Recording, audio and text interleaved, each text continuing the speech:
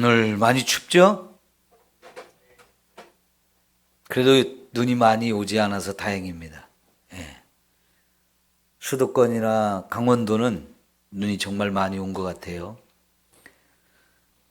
겨울은 추워야 마시죠? 예. 이 추위가 없이 계속 더위만 계속되면 우리는 이상해요. 그죠? 예. 추위가 힘들긴 하지만 또 추위가 와야 우리의 삶이 좀 정상적으로 이어지는 것 같습니다. 오늘도 큰 바람이 부는데 여러분이 이렇게 예배 자리로 열심히 달려 나오신 것 참 감사한데 은혜가 여러분에게 충만하기를 축원합니다. 자, 오늘 이제 로마서 9장 두 번째 시간인데요. 사도 바울이 자기 민족이 구원받지 못한 거 너무너무 안타까워서 내 민족이 구원받았으면 정말로 원하는 게 없다. 심지어 내 목숨하고 바꿔서라도 하나님의 생명책에서 내 이름을 지워주실지언정 내 민족은 좀 구원해 주십시오. 이렇게 정말 간절히 소원하고 있는 것을 말했습니다. 자, 여러분 오늘 4절, 5절을 보면 하나님이 이 유대인들에게 특별한 은혜를 베풀어 주신 것을 말씀하고 있어요. 한마디로 말하면 유대인은 특권을 받은 사람들이다 하는 거예요. 여러분, 남들이 특권을 가졌다 그러면 우리는 인정하기 싫거든요.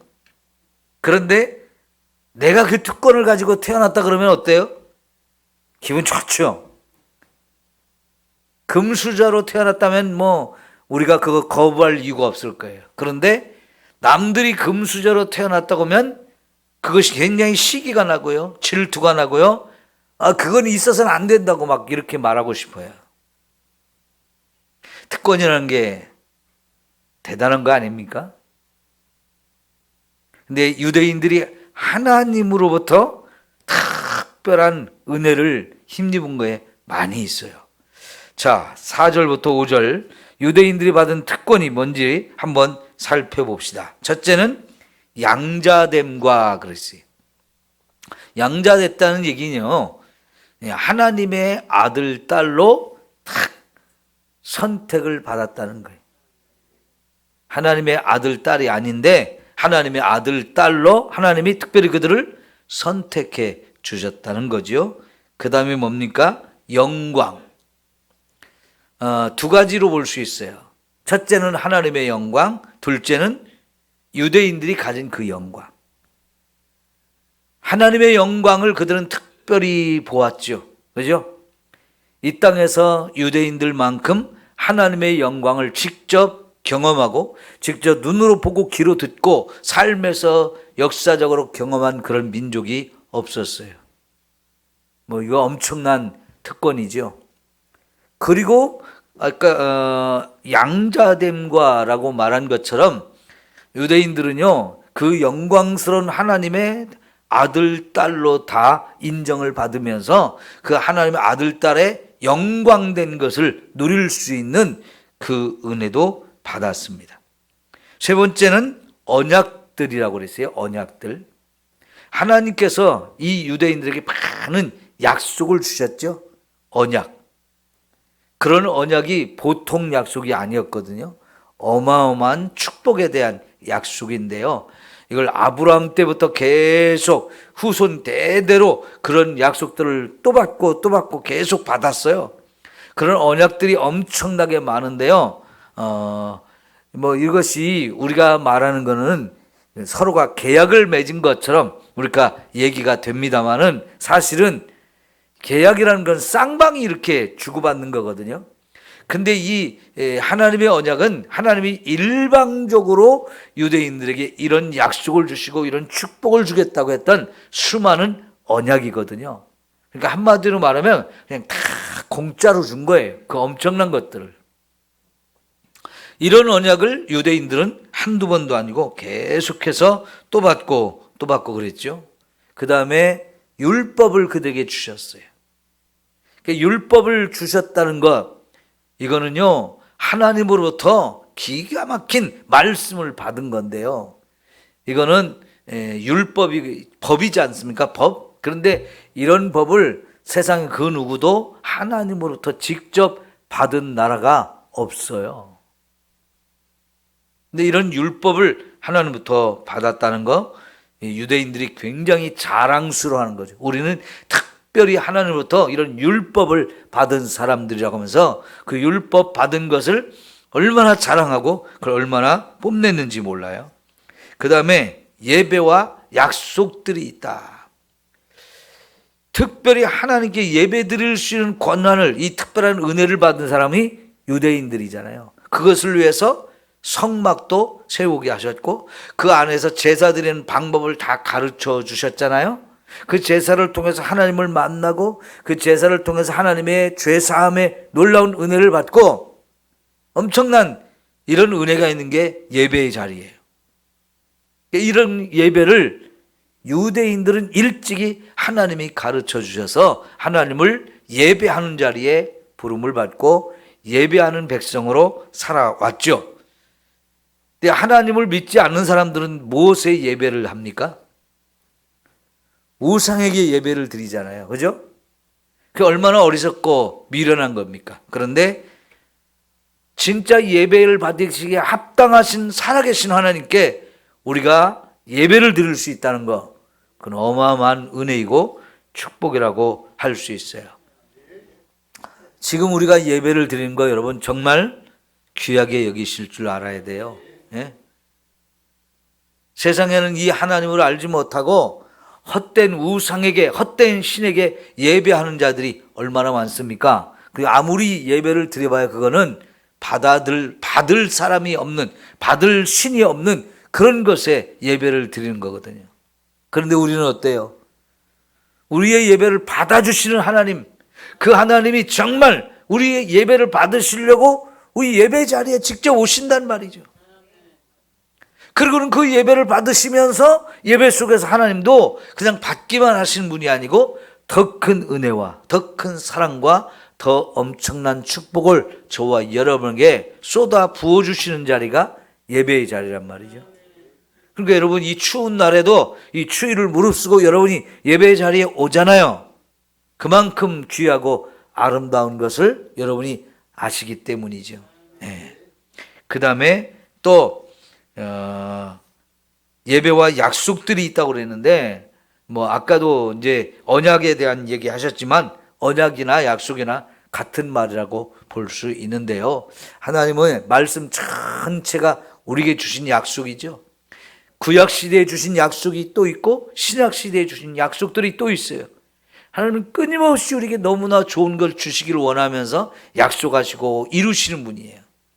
약속하시면 반드시 성취하시죠. 우리가 그 약속을 붙잡기만 하면 그 약속은 저와 여러분의 삶 속에 꼭 이루어집니다. 이 약속을 붙들고 사는 우리가 되어야 합니다. 자, 그 다음에 5절에 보면 조상들도 그들의 것이다 그랬어요.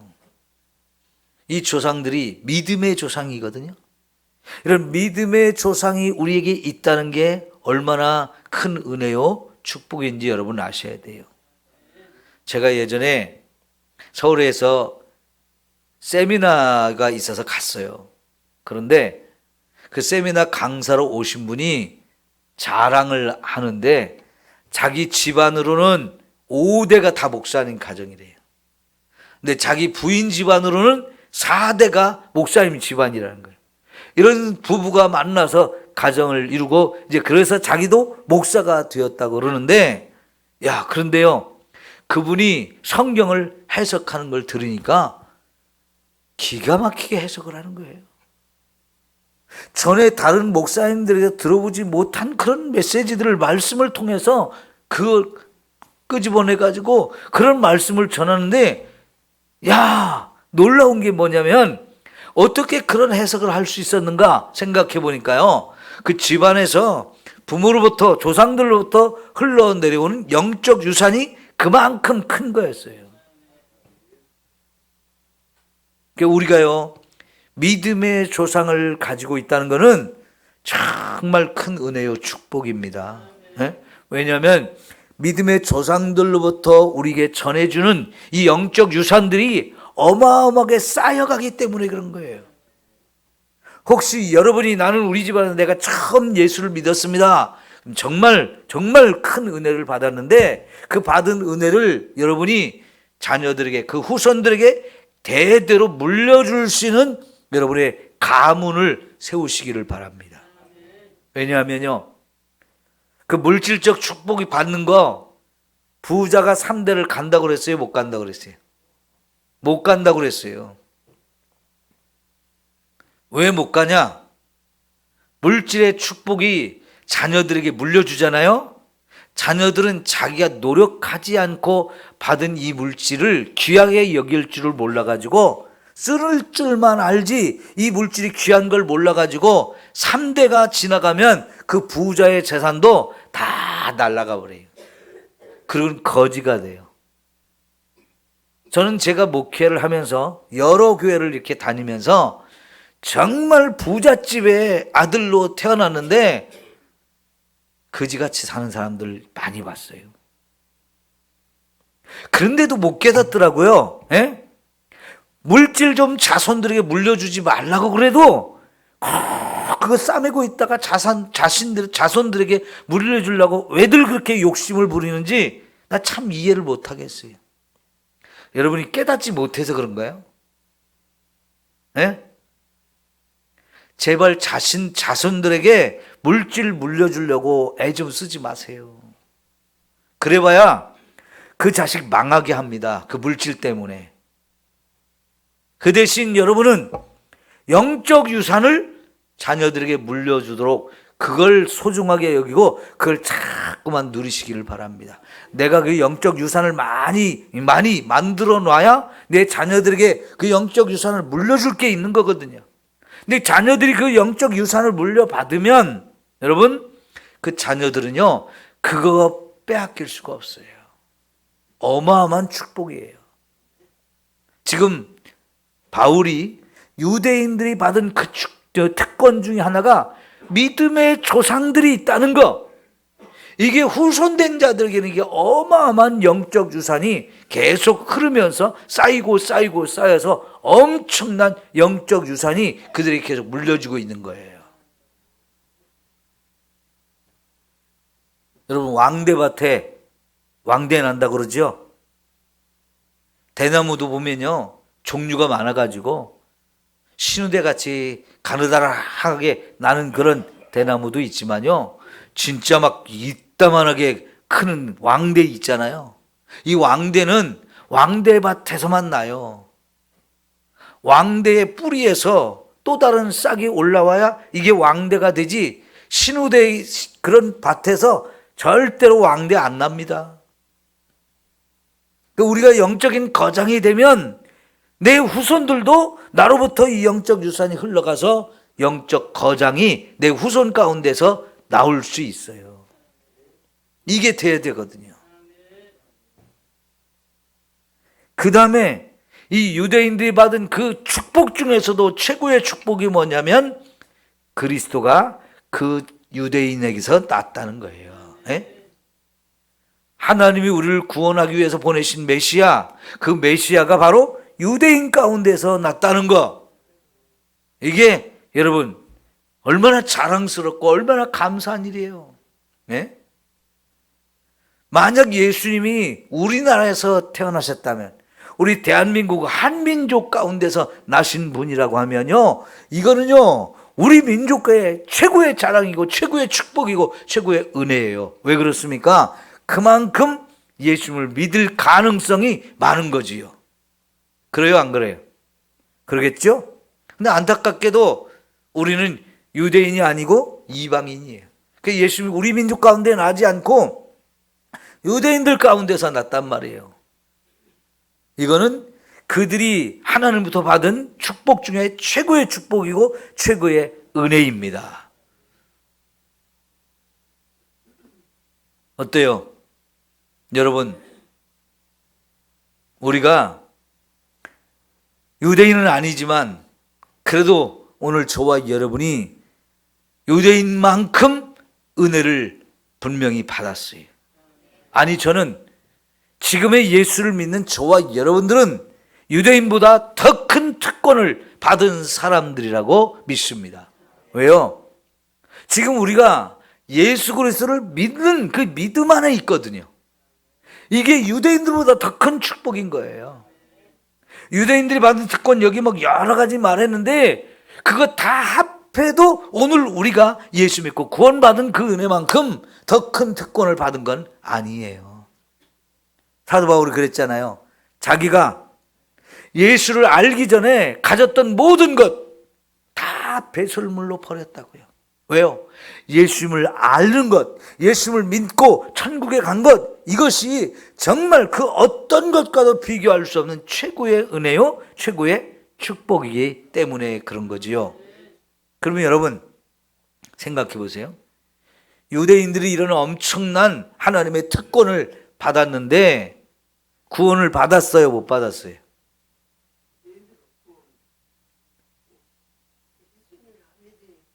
그렇죠. 예수님을 안 믿으니까 구원을 못 받은 거죠. 이게 말은 좀 다시 해야 되는데 무슨 얘기냐면 유대인은 다 선택받은 사람들이잖아요. 그죠? 하나님의 선택받은 사람들이에요. 그런데 지금 바울이 이 유대인들의 구원을 그처럼 소원한다는 얘기는 그 유대인들이 구원을 못 받았다는 얘기잖아요. 근데 다 못 받은 건 아니고 구원받은 숫자가 지극히 일부분인 작은 숫자밖에 못 받고 나머지는 다 구원을 못 받았어요. 그죠? 지금 이것 때문에 지금 바울이 고민하고 있고 근심하고 있고 마음에 고통을 느끼는 거예요. 이런 어마어마한 특권, 어마어마한 복을 누려왔는데 문제는 뭐냐? 이런 엄청난 은혜와 특권을 누리면서 결국 어디로 가야 되냐면 예수님을 믿고 구원받는 자리로 가야 되는데 안타깝게도 이런 엄청난 특권을 받은 유대인들이 정작 예수님은 인정하지 않아요. 믿지를 않아요. 메시아가 되시는데 그 메시아인 것을 인정하지 않고는 예수님을 오히려 십자가에 죽이는 가장 큰 죄, 가장 무섭고 끔찍한 죄를 지음으로 인해서 멸망길로 가고 있단 말이죠. 그러니 바울이 지금 속이 터지겠어요? 안 터지겠어요? 내 민족 가서 구원하려고 그렇게 복음을 전하고 제일 먼저 달려가서 그들에게 복음을 전하는데 그들 가운데 예수 믿는 사람은 지극히 적은 무리밖에 안 되고 나머지는 어쩌면 그렇게 예수님을 반대하고 박해하고 막 몰아내고 죽이려고 이렇게 하는지 너무 안타까운 거예요. 그래서 할 수 없이 이방인에게 가서 복음을 전했는데 이방인들은 막 전하면 전하는 대로 계속 예수님을 믿는 사람들이 많아지거든요. 그러니까 너무너무 감사한데 이들을 구원해 놓고 보면 구원받지 못한 내 민족이 너무 불쌍해서 견딜 수가 없는 거예요. 여러분, 이 마음이 아플 수밖에 없는 거잖아요. 그 엄청난 은혜도 받았고 그것이 자랑스러워서 너무너무 좋아했는데 정작 예수를 안 믿다니. 그래서 그들을 구원하려고 어디든 가면 유대인 먼저 찾아서 그들에게 먼저 복음을 전해봤는데 안타깝게도 대부분 예수를 안 믿는단 말이에요. 오히려 복음을 전하는 바울을 핍박하고 죽이려고 하고 막 원수같이 이렇게 할 때마다 원수처럼 미워하고 싶은데 미워할 수 없는 사람. 그래서 더 마음이 아픈 사람들. 너무 안타깝잖아요. 자, 그 이유를 이제 바울이 설명하고 있는 거거든요. 자, 여러분, 유대인들이 예수를 안 믿어. 그래서 구원을 못 받았어. 왜 그럴까요? 왜 그렇게 됐을까요? 여러분, 유대인들은요, 숫자가 많지만 남은 자만 구원을 받았어요. 그럼 나머지는 다 버림을 받았어요. 여러분, 특별히 이사야서를 읽을 때 하나님의 이스라엘 사람들의 죄에 대해서 자꾸 선지자가 책망하는 얘기가 나온 다음에 하나님께서 그들을 심판할 거라고, 그래서 멸망을 길로 가게 할 거라고, 그렇게 많은 죄를 지었으니까요. 그런데 놀랍게도 하나님은 그렇게 다 멸망의 길로 가는 가운데 하나님이 남겨두신 자가 있다 그랬어요. 남겨두신 자가. 여러분, 지나가다가 이제 집집마다 감이 주렁주렁 막 열려가지고 빨갛게 잘 익어서 이뻤었는데 다 따버리고 끄트머리 몇 개만 남겨둔 거 좀 보죠. 그죠? 까치밥으로 남겨둔 몇 개 남아있는 거 볼 수 있죠? 여러분, 유대인들이 바로 그런 정도밖에 남아있지 않더라는 거예요. 그런 남은 자, 그 겨우 몇 명만 구원받는 이런 상황이 되고 말았다는 거예요. 이사야서에 보면 그 남은 자에 대한 이야기가 자꾸 나와요. 반복해서 자꾸 남은 자만 구원받는다는 얘기를 계속합니다. 예?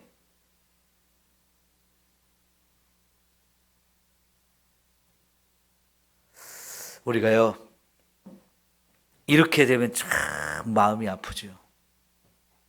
하나님의 그 엄청난 은혜와 사랑과 특권을 누렸는데 정작 그들이 그 귀중한 것을 알지 못하고 결국은 멸망의 길로 가고 그 가운데서 겨우 몇 사람만 남은 자같이 구원을 받더라 하는 거예요.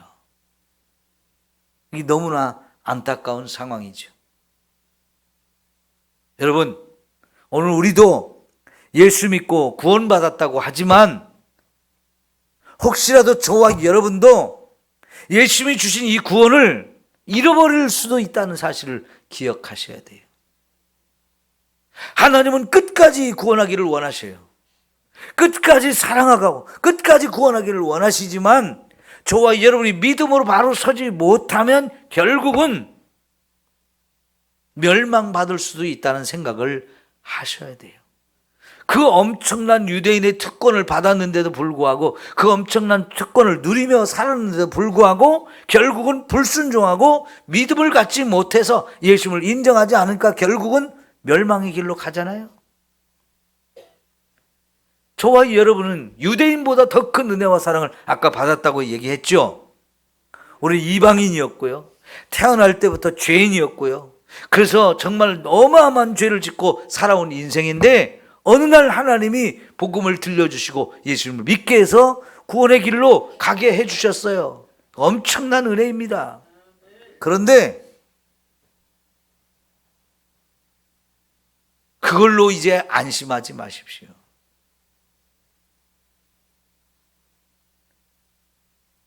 분명히 버림받을 사람도 있을 수 있다는 사실을 기억하셔야 돼요.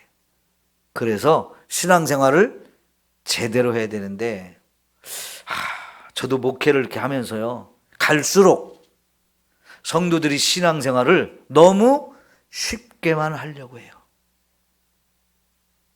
쉽게 할 수 있는 신앙생활이라면 얼마나 좋겠어요. 그러나 여러분, 신앙생활 쉽게 될 수 있는 게 아니라는 걸 기억하셔야 돼요.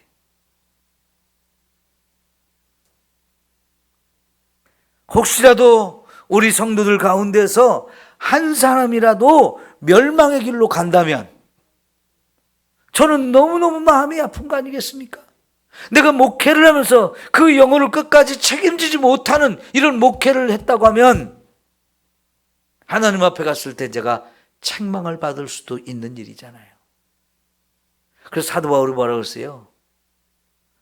남에게 전도해서 그 사람이 구원받는 일을 열심히 해왔는데 나 자신이 버림받을까 두렵다고 얘기하잖아요. 그죠?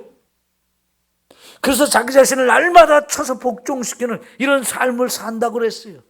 남은 구원받게 해놓고 나는 버림받는 그런 길로 간다면 이거보다 어리석고 미련한 게 어디 있어요? 헛되게 사는 거지요. 그러니까 남도 구원하고 나도 구원받아야 되니까 나 자신을 날마다 쳐서 하나님께 복종시켜가지고 구원의 길에서 벗어나지 않도록, 다른 길로 가지 않도록 나 자신을 돌봐야 된다고 그렇게 말하는 걸 우리가 볼 수 있는데요. 여러분, 우리의 구원의 문제를 쉽게 생각하지 마십시오. 쉽게 생각하지 마세요. 신앙생활 잘하려고, 아니 제대로 바르게 하려고 노력하셔야 돼요. 그래야 여러분이 구원을 끝까지 지킬 수 있는 거예요. 그 많은 사람이 선택을 받았어요. 엄청난 은혜와 사랑을 누렸어요. 그런데 유대인들이 다 이렇게 엉터리 길로 가다가 결국은 다 멸망당하고 겨우 남은 자만 구원을 받았다는 거. 이게 무서운 얘기입니다. 이스라엘의 역사 가운데 그런 일이 수도 없이 반복되어 왔잖아요. 여러분 끝까지 남은 자가 되시기를 축원합니다. 네? 하나님 모실 때 너는 정말로 내가 남겨둬야 돼. 내가 끝까지 책임져야 되고 끝까지 구원할 그런 자라고 하는 걸 하나님이 인정하시게 신앙생활을 해야 한다는 얘기예요. 너무너무 중요하잖아요. 왜 그렇게 됐을까? 유대인들이 하나님의 구원이 어떻게 되는지를 잘 몰라서 그랬어요. 유대인들은 어떤 사람이 구원받는다고 생각했을까요? 첫째, 선택받았기 때문에 이미 구원받았다고 생각했어요. 두 번째, 율법을 가지고 있기 때문에 구원을 받았다고 생각을 했어요. 그리고 나는 이 율법을 잘 지킬 수 있다고, 그래서 율법을 지키기 위해서 열심히 노력하고 있기 때문에 구원을 받았다고 생각을 했어요.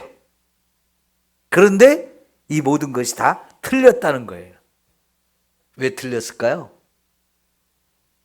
그렇게 해서 결국 그들은 자기 의를 세워가지고 하나님께 인정받아서 그걸로 구원받으려고 했던 거예요.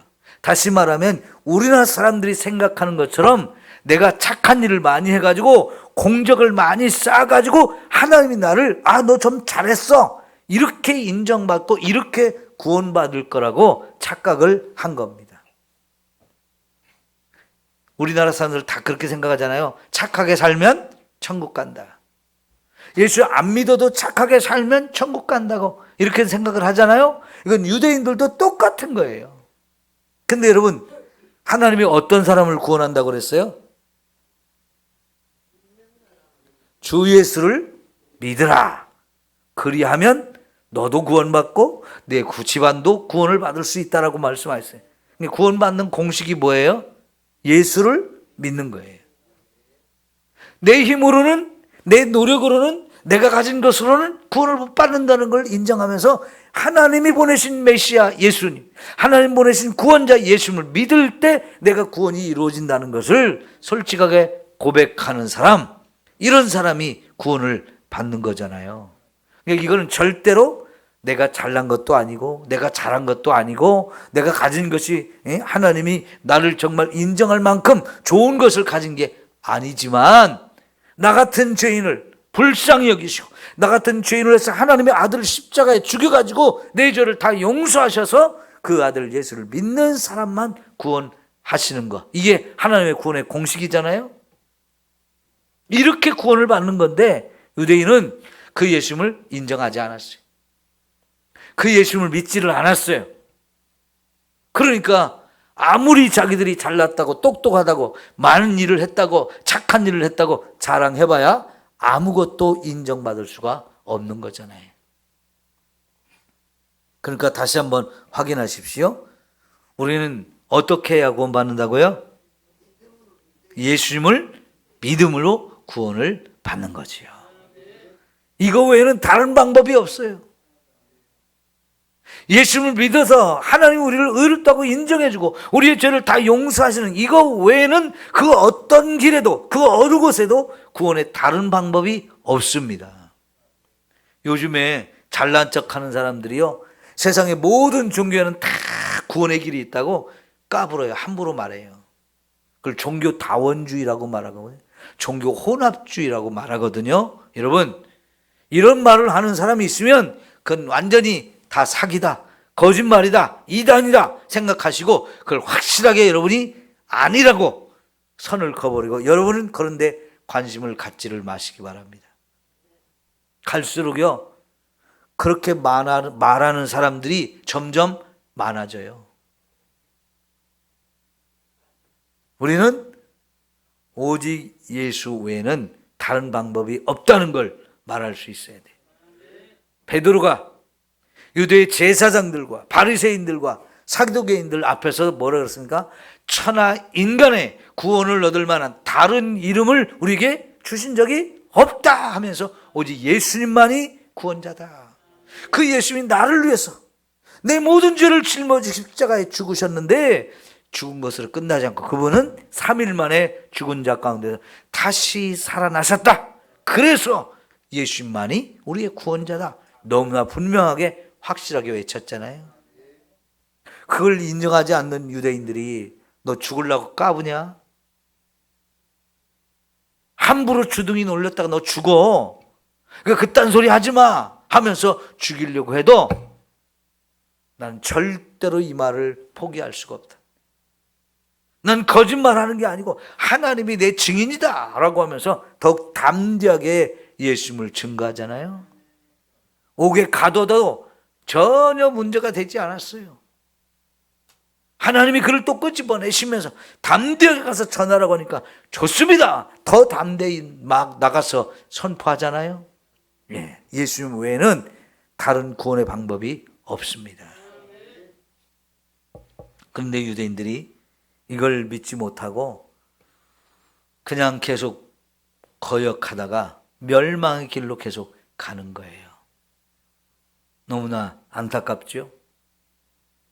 자, 그러면서요, 이 하나님의 구원이 어떻게 되는지를 설명을 하는데 우선 6절에서 오늘 13절까지의 말씀에서 보면 전적으로 우리의 구원은 하나님의 선택에 의해서 되어진다라고 말씀하시죠. 따라합시다. 하나님의 선택. 그러니까 하나님의 선택은 너무너무 중요해요. 이 세상 수많은 사람들 가운데서 아브라함을 한 사람을 딱 선택해가지고 불러내셨잖아요. 그죠? 그게 하나님의 선택이에요. 그러면 하나님 왜 아브라함 말고 사람도 많은데 그 사람들은 선택 왜 안 했어요?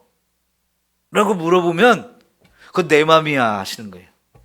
하나님의 주권이라는 거예요. 따라합시다. 하나님의 주권. 그래서 하나님의 선택과 하나님의 주권은 대단히 중요한 내용인데요. 여러분 이걸 잘 이해하셔야 돼요. 우리를 구원하는 데 있어서 첫 번째는 하나님의 주권에 의해서 하나님이 저와 여러분을 선택하셨다는 거예요. 그래서 우리가 구원받은 거예요. 생각해 보세요. 어떻게 나 같은 사람이 구원을 받았지? 뭐 여러분이 특별히 잘나서 그런가요? 여러분이 특별히 막 착한 일을 많이 해서 그런가요? 여러분 구원 받으려고 돈 많이 냈어요? 여러분 집안이 빵빵해요? 제가 봤을 때는 다 별 볼 일 없어요. 우리 저부터 시작해서 여기 다 별 볼 일 없어요. 그런데 어떻게 우리가 구원 받았을까요? 우리가 생각할 수 있는 건 뭐냐면 하나님이 저와 여러분을 선택하셨기 때문이란 거야. 내가 너를 지명하여 불렀나니 너는 내 것이다. 이렇게 하나님이 선택하셨다니까요. 네? 김복순 권사님, 저 밖에 나가서 권사님 아는 사람 몇 사람 있나 물어볼까? 별로 없죠? 근데 하나님은 권사님을 톡 지명해가지고 너는 내 것이다. 이렇게 말씀하셔. 내가 너를 지명하여 불렀나니 지명해서 불러내셨다는 거예요. 너 내 거야 라고 하면서 하나님이 우리를 선택해 주셨기 때문에 우리가 구원받은 것인데 이 얼마나 놀라운 얘기예요. 에? 하나님이 왜 나를 선택했지? 권사님이 더 이쁘신가요? 네? 권사님보다 이쁜 사람은 더 많죠? 근데 그 이쁜 거는 다 주관적이기 때문에요. 권사님도 참 이쁘셔. 여기 권사님보다 더 이쁜 사람 없어요. 분명히 권사님 이뻐. 그러지만 하나님이 나만 선택할 정도로 내가 최고로 이쁜 건 아니에요. 그죠? 그런데 나를 선택하셨다는 거. 미의 기준이 거기에 있지 않은 거예요.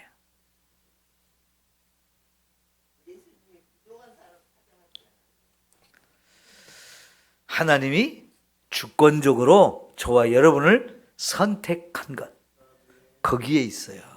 그러니 여러분, 하나님이 주권을 가지고 하나님이 우리를 선택했다는 게 참 기가 막힌 얘기 아닙니까? 그러니까 여러분은 하나님의 주권을 인정하시고 하나님의 선택에 대해서 우리가 후회할 필요가 없어요. 문제를 제기할 필요가 없는 거예요.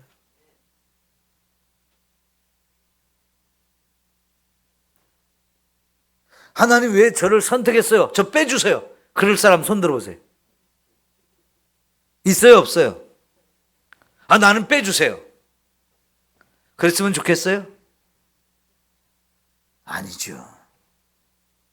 우리가 로또 복권에 당첨돼도 그거 다 필요 없어요. 이 하나님의 선택이 가장 귀하고 가장 큰 은혜고 축복입니다. 보세요. 그러면서 뭐라고 하냐면 아브라함이 이제 자식을 낳았어요. 아브라함이 몇 명 낳았나요? 자식이 몇 명 있었어요? 8명 있었어요. 8명. 8명 있었는데 그 중에 누구만 아브라함의 씨라고 인정받았나요? 이삭 한 사람만. 왜 그래요? 왜 이삭만 하나님이 내 씨다, 너의 씨다, 내가 너의 씨로 인정하는 사람은 이삭밖에 없다라고 말씀하셨어요. 왜 그랬을까요? 이 이삭은 하나님이 주겠다고 약속한 사람이었기 때문에. 나머지는 하나님이 약속하지 않았어요. 다 아브라함이 육신적으로 낳은 자녀들. 그래서 나머지 자녀는 육의 자손은 맞는데 약속의 자손은 이삭 한 사람뿐이다 하면서 이 이삭 한 사람만 하나님이 선택하셨다고 말씀하셔요. 그 다음에 그 이삭이 또 아내가 임신했는데 이번에는 쌍둥이였어. 에서와 야곱 둘이었는데 하나님이 누구를 선택했어요?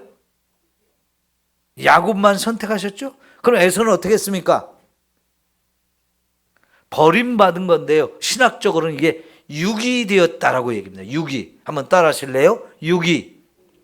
잘 안 쓰는 말이에요. 교회에서도 이게 별로 내용이 이렇게 우리에게 은혜로 다가오지 않기 때문에 잘 쓰지 않고 그 대신 선택이라는, 하나님의 선택이라는 단어를 많이 쓰는데요. 이 육이라는 단어도 함께 아셔야 선택이 얼마나 기가 막힌 축복인지를 아는 거예요. 한 사람은 육이 되고 한 사람은 선택받았다는 거. 그러니까 한 사람은 버림받고 한 사람은 딱 구원받는다는 얘기예요. 이 버림받은 거 이게 육인데 에서가 그렇게 됐어요. 그런데 여러분, 하나님이 에서와 야곱 둘이 있을 때 언제 한 사람은 포기하시고 한 사람은 선택하셨을까요? 예, 태어나기 전부터. 아직 이 세상에 태어나기도 전에 한 놈은 하나님이 선택을 하시고 한 놈은 선택하지 않으셨어요. 왜 그랬을까요? 그놈들이 한 놈은 죄를 짓고 한 놈은 죄를 안 지어서 그런가요? 그게 아니라고 그랬어요. 그게 바로 하나님의 뜻대로 선택을 하셨다는 거예요. 그 하나님 마음이 이런 거예요. 우리가 엿장수 마음이라는 얘기 하시잖아요. 좀 비유가 좀 그렇지만 엿장수가 엿을 띠면서 많이 띠든지 적게 띠든지 그건 엿장수 마음이잖아요. 가위질을 2번 할지 5번 할지 그 엿장수 마음이잖아요. 근데 그런 거 마음하고는 달리 정말로 하나님은 내가 누구를 선택하고 누구를 버릴지 그거는 하나님의 뜻에 의해서 결정하시는 것이라는 거예요. 그런데 여러분, 오늘 저와 여러분이 그 하나님의 뜻에 의해서 너는 내 것이다 라고 인정받고 하나님이 저와 여러분을 선택하셨다는 거. 양덕승 권사님이 주무셔도 하나님이 선택하셨어. 오늘같이 추운 날 일하시는 얼마나 힘들었을까. 오시면 졸리죠. 추운데 떨리다 이렇게 오셨으니. 네. 그래서 너는 왜 이렇게 예배 시간 좋니? 너는 선택 안 할 거야. 그러신 분이 아니고 그래도 선택하셨어. 얼마나 감사해요. 네? 정말 하나님의 은혜가 크죠? 네. 그러니까 여러분, 내가 선택받았는지 버림받았는지 그걸 어떻게 알 수 있나요? 네? 우리 김봉래 권사님이 선택받았는지 버림받았는지 어떻게 알 수 있어요? 네? 내가 지금 예수 믿고 있다는 게 그게 증거예요. 네? 하나님이 선택하셨기 때문에 예수를 믿는 거예요, 지금. 그러니까요. 예수 믿기 전부터 나는 선택받았어. 이건 아무도 몰라요. 아무도 몰라요. 그런데 선택받은 사람은 예수를 믿게 된다고요. 그러니까 예수 믿고 있는 이 자체가 내가 선택받았다는 증거인 거예요. 그러니까 여러분 의심하지 마십시오. 하나님 나를 선택했을까 버렸을까? 네.